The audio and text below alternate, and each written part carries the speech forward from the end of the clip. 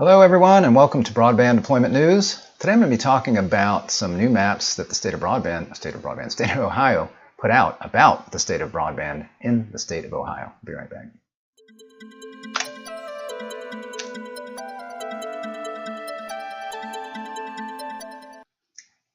Thanks for joining me, Rick Husey here with Broadband Deployment News. So the state of Ohio has come out with some broadband maps to help them figure out where there is broadband, where there is not, and most states, hopefully, at this point, if they don't already have broadband maps in place, they are working on getting that in place because there's a lot of money that's going to become available. And they need to be doing this kind of work beforehand so that they can be ready to take advantage of some of the broadband funds that come out with the Infrastructure Investment and Jobs Act. And they really shouldn't be waiting on that. Now, the FCC is working on their maps, which are going to be a requirement to determine, in the end, who really has broadband and who doesn't. And that's so that we can make sure that those people that are really unserved are the ones that are getting the money. So there are going to be formulas and allocations that are based on those numbers. But that's going to take a while. So the FCC has basically, they've put out some dates. It's basically between June and September when they're going to start requiring service providers to start giving them information on who they're serving, what the speeds are, that kind of thing in detail. And then there's going to be a period where then they're going to bring the maps out, and then there's going to be a challenge process. So a lot of that information is not going to be really set in stone until late this year, maybe even early next year, before we know specifically what these maps look like. So what the states are doing is they're trying to come out with their own maps to help them understand where there is and isn't broadband. So they've been doing surveys, they've been doing speed tests, they've been checking with service providers in the area to try to figure it out as much as they can on their own so they can start to attack this problem. Because before those maps are ready, there's going to be a notice of funding opportunity coming out probably in mid-May. That was kind of the deadline, soft deadline.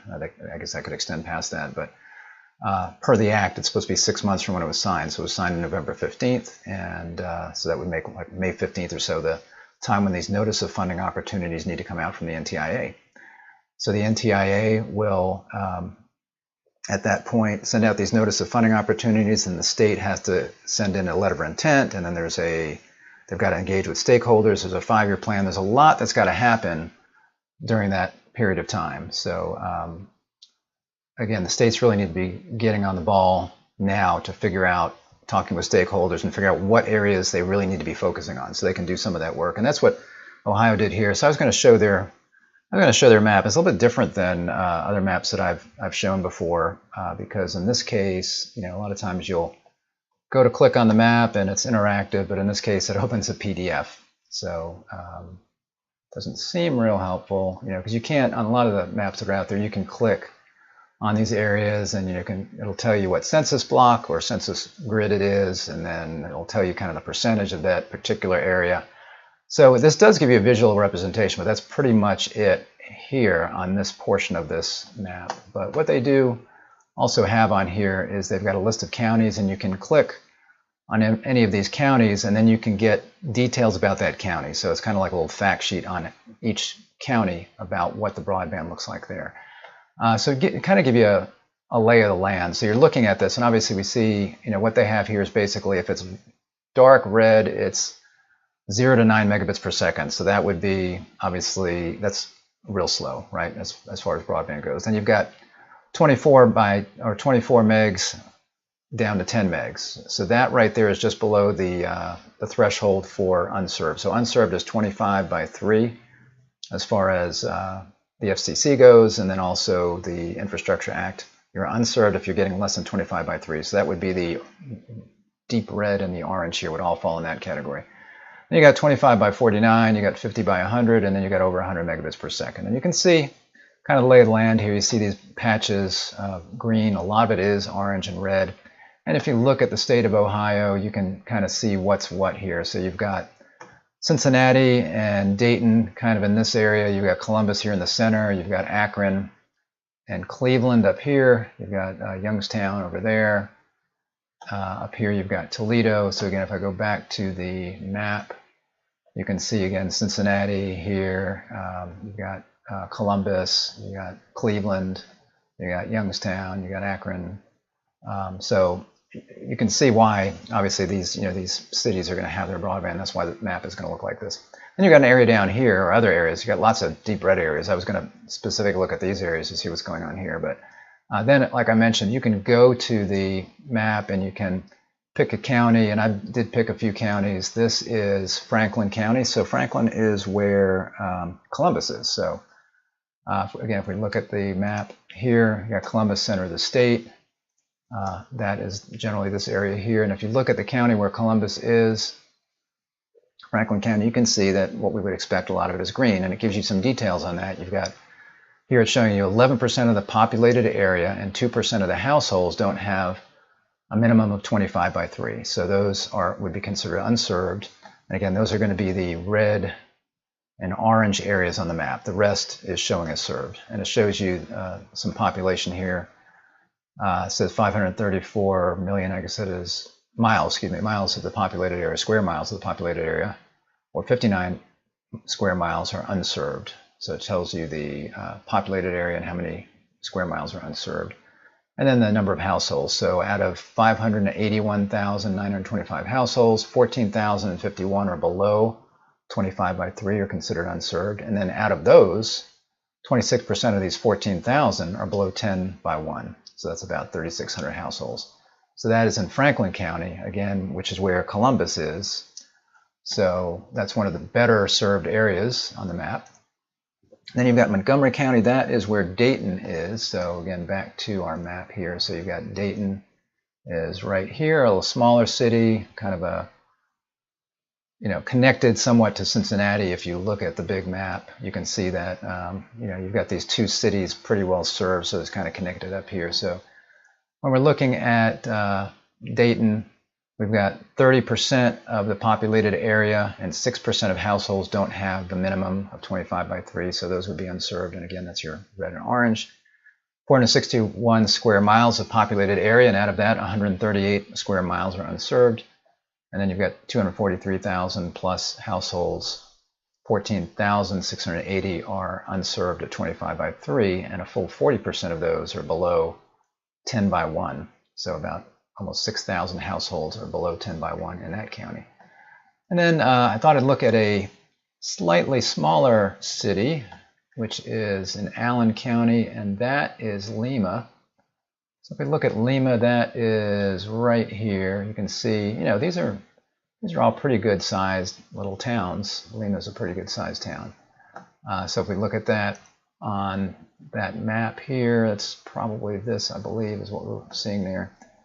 So that would be Allen County. That's where Lima is. And you can see the town center. And this is the way you do see it a lot in more rural areas of every state, is that you've got the town pretty well covered because there's more people there, and it economically made sense for a service provider, whether it was a cable company or a phone company, or even maybe the municipality, to roll out broadband in that area.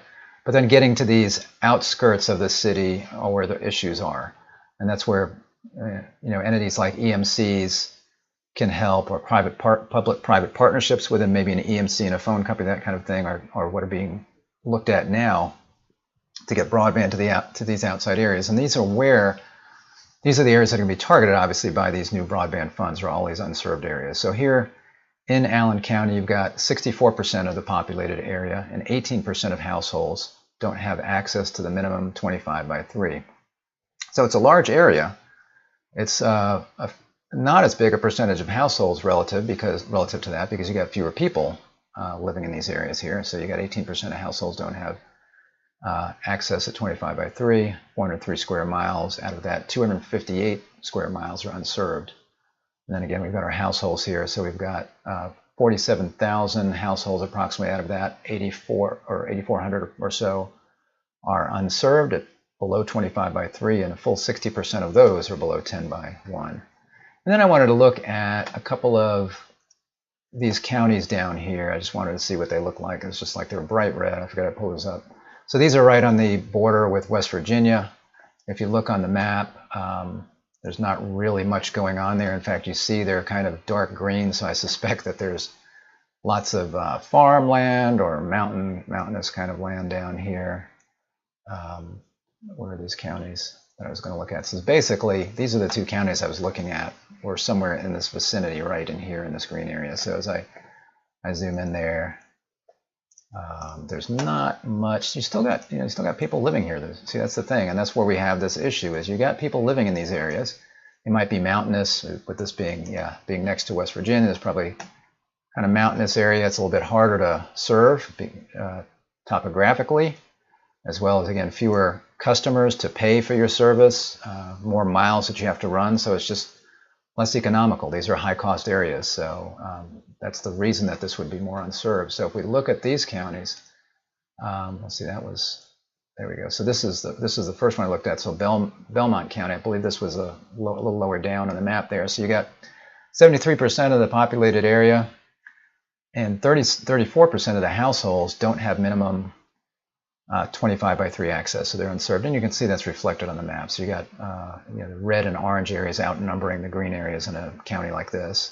So you got 513 square miles, 376 of that is unserved. 32,078 households still live in that county. So 11,187 are below 25/3. So you've got a greater number of people in this county that are below the unserved threshold, and then 54% of those, about 6,000, are below 10/1. And then we've got one more county I was going to look at here.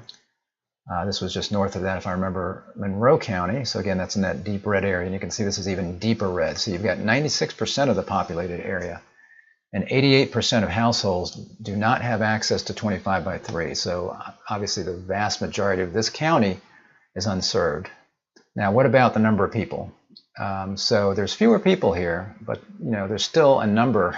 There's still a good number, because it's most of the county. There's still a good number that don't have broadband. So you've got 8,135 households that are in the county. Then you've got 7,181 that are below 25/3. So again, the vast majority of the people living in this county in various areas are unserved. 79% are below 10/1. So you've got some people that have got some service in what would probably be these small towns here that are covered by someone, maybe an independent telephone company or cable company, where you've got enough people in an area where it was reasonable for them to provide broadband. But then you've got these vast stretches that are probably all these people are there's not that many people in this county, but out of the 8,000 households that are all spread around this county, most of them do not have what would be considered broadband service. So again, this map, not as helpful, I think, as some of the ones that you can drill into, but you can go down to the county. You can pull up any county that you want. If you're interested in Delaware County, just pull that up, and you're going to basically get the same thing I was just looking at. So you can see this one's got some unserved areas up here in the northwest. But it looks like, I'm sure a city or something here that's providing a lot of coverage in that area. So again, these are the areas that are going to be targeted by these funds. And this is the kind of thing that states should be doing to prepare right now. If they don't already have a broadband map, they need to be getting that together so that they can look at the data themselves. Because one of the things that they have to do is start talking to stakeholders in these areas, and they have to document when they're providing their plan to the NTIA that they've done all of this research and interacted with all these stakeholders, so the NTIA can be certain that the states know where these funds should go, because the money is going to be granted from the NTIA to the states based on the percentage of unserved areas that they have, which is going to be determined by the FCC maps. But the states can get their data in place first, so that they can go look at these areas, talk to people in those areas, engage with the various stakeholders there, and then that can be part of their plan back to the NTIA. Thanks for joining me. Hopefully this was helpful. Give me a thumbs up if you would on the video if you liked it. Subscribe to our channel. Click the little button to subscribe on YouTube, and then click the bell to be notified when I am live. Thanks for joining me today. Hope you have a good weekend, and I will see you next week with Broadband Deployment News. Take care.